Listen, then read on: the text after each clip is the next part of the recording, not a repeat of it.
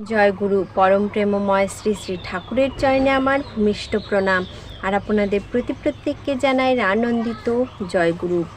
আজকে আমি আলোচনা করব কিভাবে ঠাকুরের কাজ করতে হয়, আর কিভাবে ঠাকুরের কাজ করলে বড় বড় অসুখ দূর হয়, ঠাকুরের কর্মী কেমন হওয়া উচিত।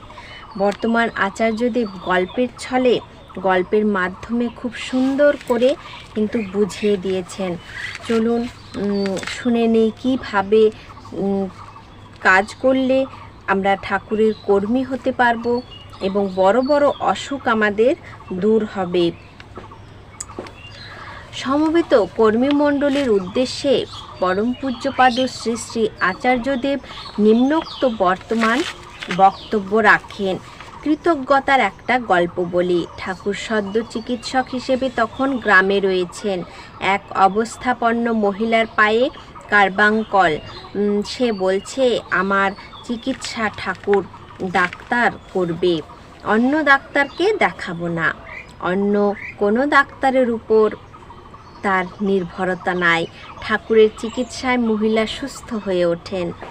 তারপর দীর্ঘদিন অতিক্রান্ত। মহিলার ধন সামগ্রী সব লুপ্ত, কিচ্ছু নেই, ভালো পোশাক আশাক নেই।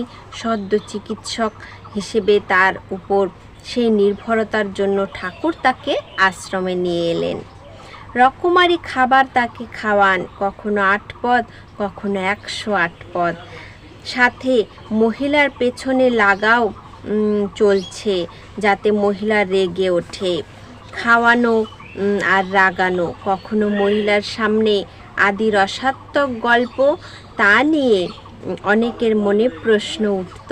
ঠাকুরের সামনে একই কথাবার্তা, কিন্তু রাগানোর মধ্য দিয়ে রকমারি খাবার হজম হয়ে যেত মহিলার। অচিরে স্বাস্থ্য ফিরে গেল। আমরা কার্যকারণ না বুঝে নানা রকম ধারণা করে ফেলি। কালক্রমে ওই মহিলার জীবনান্ত ঘটে। শ্রী শ্রী ঠাকুর বললেন, যতদিন সেই মহিলার পরমায়ু পরম পিতা দিয়েছিলেন তার একদিনও কম বাঁচেনি। মহিলাটি রমণ সার মা। এক বৃদ্ধা মাকে আচার্যদেব রোজ কাঁদাতেন, অন্তরাত্মাকে বিঁধবে এমন সব কথা বলতেন।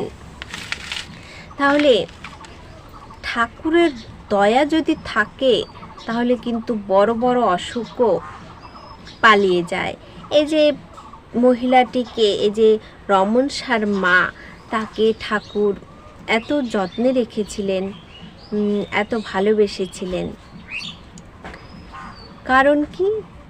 তিনি ঠাকুরের উপর বিশ্বাস রেখেছিলেন, আর তার আয়ু যতটা ছিল তিনি ততটুকুই কিন্তু বেঁচেছিলেন, তার একদিন কমও না। কারণ যে অসুখ তার হয়েছিল তাতে কিন্তু তিনি আরও আগে মারা যেতে পারতেন, কিন্তু ঠাকুরের দয়ায় তিনি যতটুকু আয়ু নিয়ে এসেছিলেন ততটুকু আয়ুতেই মারা গেছেন। এক বৃদ্ধা মাকে আচার্যদেব রোজ কাঁদাতেন, অন্তরাত্মাকে বিঁধবে এমন সব কথা বলতেন। তা শুনেই ওই বৃদ্ধা মা কেঁদে ফেলতেন। দিনের পর দিন চলতো এইসব অন্তরকে বিদ্ধ করার মতো কথাবার্তা। পাশাপাশি যারা থাকতো তারা লক্ষ্য করত। অনেকে ভাবত, বৃদ্ধা মহিলার উপর এ কি অবিচার। কার্যকারণ না জানলে ভাবাই স্বাভাবিক। ওই মহিলার দৃষ্টি প্রায় নষ্ট।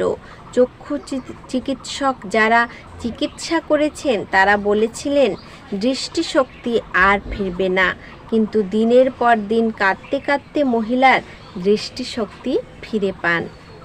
মহিলা হচ্ছেন অসমের আশুদার মা।